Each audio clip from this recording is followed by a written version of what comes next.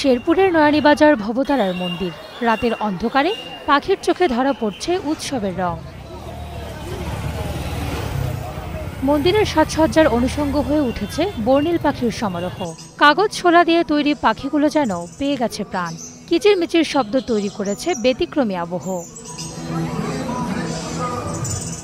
দূর দূরান্ত থেকে আসছেন ভক্তরা। ভবতারা মন্দিরে আসছি পুজো দেখার জন্য। শুনলাম এখানে পাখির থিমে নাকি মূর্তি বানানো হয়েছে, তো আমি আসার পর দেখলাম আসলে ডেকোরেশনটা অনেক সুন্দর, তাছাড়া থিমটাও অনেক সুন্দর, পাখির শব্দ চতুর্দিক মিলে খুবই ভালো লাগলো। প্রত্যেকবার ইউনিক এখানে কিছু না কিছু থাকে। এখানে পাখির ডাক আছে, মানে একটা গ্রামের পরিবেশের মতো অনেক সুন্দর লাগছে। সবকিছু আনকমন, আর এখানে সব মানে পুরোটাই পাখির কিচিমিচি শব্দ, মানে পুরোটাই আনকমন হয়েছে। পরিবারকে নিয়ে ঘুরতে আসছি ভবতারা মন্দিরে। প্রতি বছরই এখানে অনেক সুন্দর নতুন ইউনিক কিছু করা হয়, তো এবার পাখির কিচিমিচির আওয়াজে একটা থিম রাখা হয়েছে, এটা খুব সুন্দর লাগছে।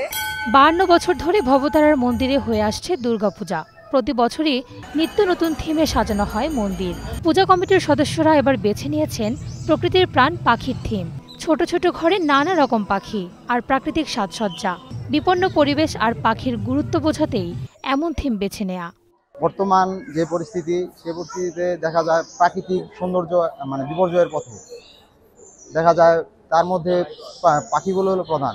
পাখিগুলো দেখা যায় বিভিন্ন কারণবশত মারা যাচ্ছে, এদের বংশবিস্তার হচ্ছে না, বিলুপ্তির পথে। সেক্ষেত্রে আমরা এটারই একটা থিম স্বরূপ আমরা চিন্তা ভাবনা করলাম, যদি কিছু করা যায়, মানুষকে সচেতন করা যায়, সেই পরিপ্রেক্ষিতে আমরা পুজোটা কাজে লাগালাম। শুধু ধর্মীয় উৎসব নয়, পূজাটি হয়ে উঠেছে সামাজিক ও সাংস্কৃতিক মিলন মেলায়। শেরপুরের মার্চেন্ট ক্লাবের আয়োজনে প্রতি বছরই ব্যতিক্রমী সাজসজ্জায় হয়ে আসছে শারদীয় দুর্গোৎসব।